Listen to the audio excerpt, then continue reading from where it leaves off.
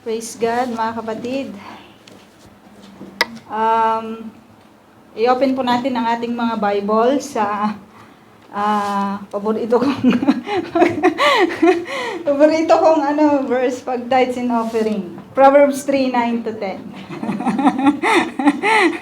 Honor the Lord with your wealth, with the first fruits of all your crops, then your barns will be filled to overflowing, and your vats will brim over with new wine. So mga kapatid, there is three things na gusto ko pong iparating sa atin, sa ating lahat, that our tithes and offering is an expression of gratitude to this God. At sabi po sa Thessalonians 5:18 and Psalms 100 at saka chapter 100 verse 4. Sabi sa 1 Thessalonians 5:18, at magpasalamat kayo sa Diyos sa lahat ng pagkakataon sapagkat ito ang kalooban ng Diyos para sa inyo, sa inyong pakikipag-isa kay Kristo. So, mga kapatid, ang sinabi po dito, sa lahat ng pagkakataon. So, sa lahat ng pagkakataon, our expression of gratitude through tithes and offering, mga kapatid. Hindi kung marami lang tayong pwedeng i-offer sa Panginoon. Marami tayong sahod, marami tayong naani sa atin pong mga crop. But every season ng buong taon should have this expression na punong-puno ng pasasalamat sa Diyos po na ito. Sa Psalm, sabi niya, pumasok sa kanyang templo na ang puso'y nagdiriwang, umaawit, nagpupuri sa loob ng dakong banal. Purihin ang ngalan niya at siya'y pasalamatan. Mga kapatid, it's not only in singing that we have tonight. Yung atin pong ginagawa sa gabi pong ito ay praise and worship night po natin na monthly ba yan, Pastora? Or once in a while na mayroon tayong parang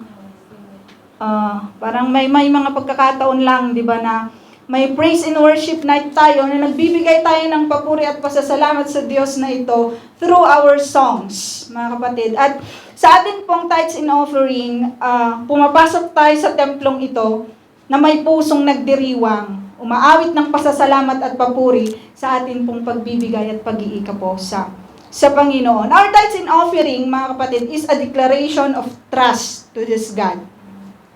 Sabi sa Psalms 9:10, and those who know your name put their trust in you, for you, O Lord, have not forsaken those who seek you. So, knowing the Lord, mga kapatid, knowing that He owns everything, knowing na Siya yung nagdadirect po ng atin pong buhay, when we give our tithes and offering, you declare that you trust this God who provide everything sa atin pong buhay. Kaya nga, wala sanang debate inside the church sa pag-iika po at pagbibigay. Because it is a declaration of trust to this God. Even, there is no such battle between yourself. sa iyong sarili, sa iyong pagbibigay, sa iyong pagtulong, at sa iyong pag-iika po. There shouldn't be battle sa buhay po natin, sa mga bagay po na yan. Because we trust this God. Knowing the name of the Lord, knowing yung kakayahan po ng Lord sa atin pong buhay, there shouldn't be a battle. Sa atin, sa loob ng iglesia, sa ating mga sarili, na magbigay tayo ng ating ikapo, magtumulong tayo sa mga nangangailangan, at magbigay tayo ng offering sa Panginoon.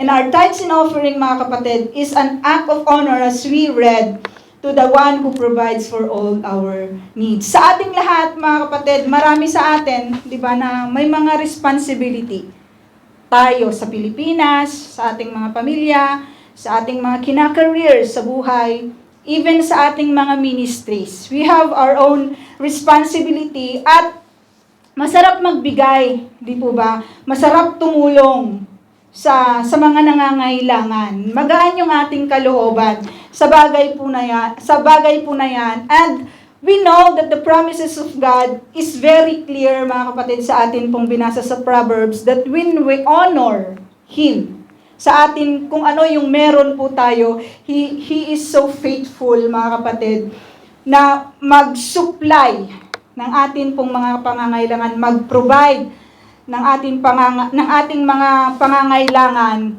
sa hindi natin maarok yung kayang ibigay ng Diyos po sa atin. Nawa mga kapatid, ang atin pong pagbibigay, yung atin pong pagbigay sa gabing ito, yung atin pong pag-iikapo at pag-abot sa gabing ito ay magdulot, di ba, magtanim ng buto, ng blessing sa atin pong iglesia, hindi lang sa iglesyang ito, kundi sa labas ng iglesia, hindi lang sa labas ng iglesia, kundi sa ating mga pamilya, sa ating mga relationship, sa atin pong paglakad bilang isang mga mananampalataya. So let us give cheerfully to this God, knowing yung kanya pong mga promises, knowing that He, the only God, the Holy One, can provide and sustain yung atin pong pangangailangan. So let us pray.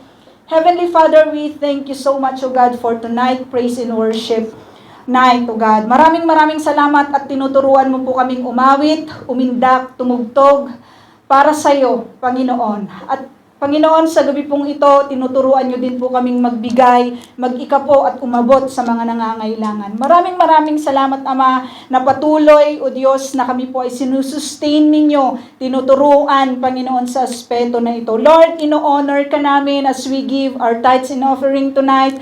Nawa, ito po ay umabot, Panginoon, sa mga nangangailangan. Nawa, ito po ay maging blessing sa iglesia po na ito upang lumawak, Panginoon, ang gawain at kalooban mo sa lugar po na ito. Maraming salamat. Pagpalain mo ang aking mga kapatid, Panginoon, na taus-pusong nagbibigay, Panginoon, ng kanila pong ikapo, ng kanila pong offering, ng kanila pong pag-abot. Pagpalain mo ang kanila pong mga trabaho. Pagpalain mo po ang kanila pong mga pamilya. Knowing, God, that you are our provider, we trust you, O Lord, and we give our gratitude to you and honor you in this matter, O God. We worship you in the name of the Lord Jesus Christ, we pray. Amen.